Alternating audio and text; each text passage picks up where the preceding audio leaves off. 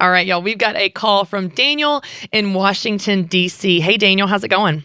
Great. How are you? Good. What's going on? How can I help today?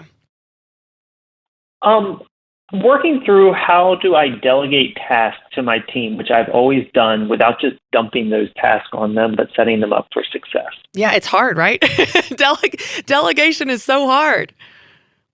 Absolutely. It's been a struggle for me. Okay. Tell me, let's unpack why it's been hard.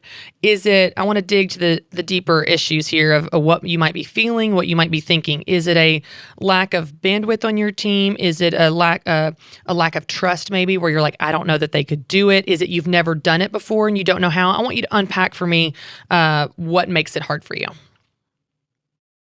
So I think right now I'm coming out of a really tough period of time.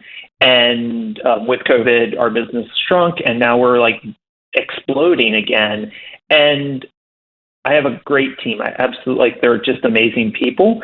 But I've had to do so much to kind of get through that time, and now I can't wrap around it all. So I think there's definitely some post-traumatic COVID disorder going on, where we're like winning, but like I'm still a little scared. Yeah. But I also really care about them and don't want to put them in a spot where they're like failing. Right. So when you say you're a little bit scared, what do you mean? You're scared that business is going to take a downturn again and you're going to have to let people go? Like, let's kind of name that a little bit. Name that fear. Yeah, I think that's definitely in the back of my mind. But honestly, we're doing everything right and we're killing it just like we're supposed to be. So I think some of that's an unrealistic fear, but it's there. Yeah. Yeah, I totally get that. I think a lot of people are coming out of last year, some scars, some bruises, and some things it's like, okay, I learned from that and I'm stronger, and some things I learned from that and I never want to do that again, right? Right. Okay, what size is your team? How many team members do you have? 7. Okay, and what's your business? I own a specialty grocery and ice cream shop. Oh, cool. Okay, awesome. What, if you could get rid of them today, what are the main buckets of tasks that you would want to delegate? Lower, simpler aspects of managing. Okay. So ordering, managing, like making ice cream, like all that stuff that is pretty straightforward, but also takes a lot of my time. Yeah. Do you have team members that know how to do that stuff already? Some of it, but most of it not. Okay. All right. So it would take a little training time to hand this off. Correct. Okay. So here's what I want to challenge you to do. You're going to be doing this stuff anyway, right? Like you're already doing it. You're already doing these things that you want to delegate. So what I want to encourage you to do is over the next, let's say, 2 to 4 weeks, I want to challenge you to incorporate your team, whoever's right for whatever jobs based on what you know of them and their skill set and their desire and what's a good fit.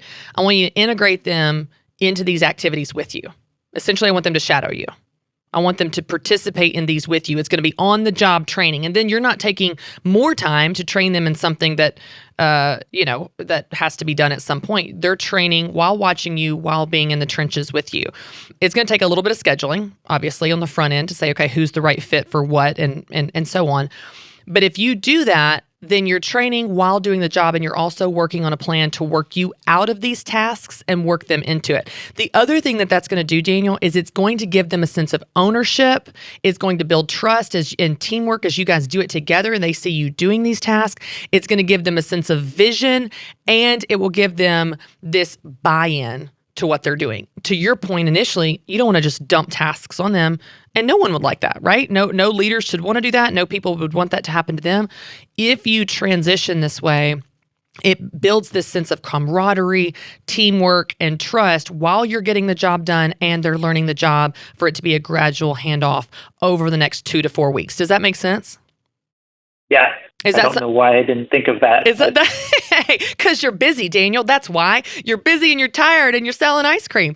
Listen, that's going to be one of those things that you just need to put it on the calendar, talk to your team, and invite them into it. It's not this, you have to do this, and that's not your heart anyway, but say, hey, guys, I'm maxed out. We're growing like crazy because y'all are rocking it. And in order for us to keep growing, we've got to divvy up some of these tasks. So I'm going to start bringing you into some of the things I'm doing so you can learn it, so we can all be able to do these jobs together. Are you in? And I think they will be very much on board and excited. And I think that'll help you get to where you want to be. I hope this helps, Daniel. Thanks so much. And definitely call back and let me know how it goes if you're able to transition out of those tasks that you need a little bit of help with. Thanks so much for calling.